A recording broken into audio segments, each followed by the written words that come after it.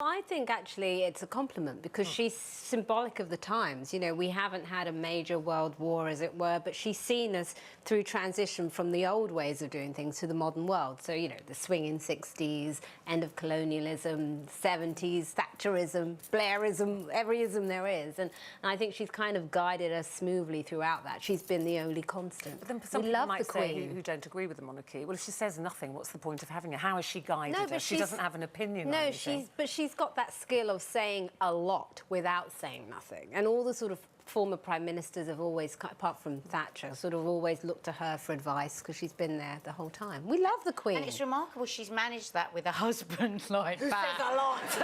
And isn't it funny, because the only actual words I can actually remember saying is when she said anus horribilis. Do you remember that? Terrible year. Yeah, she had that terrible year.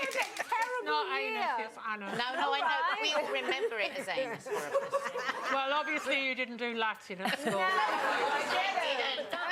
That seemed a turning point, Janet. That did seem a turning point when Princess Diana died and she said nothing. The Queen said nothing. You know, that caused a lot of problems for the monarchy at that point. I think that's because it was ingrained in her to act with dignity, and what she thought was dignity was perceived by outside people as coldness. Yes. So I think that from the, you know, I can't project feelings onto someone who has revealed so little, but it would seem that she was acting in the way that you would expect, given her background and given that what, you know, her values are. But the most important thing about the Queen is that she's prolonged the life of the monarchy. She has. By not doing anything that could cause social unrest, not doing anything that adds weight to one side of the argument or the other. So it's really fascinating because I am not a monarchist.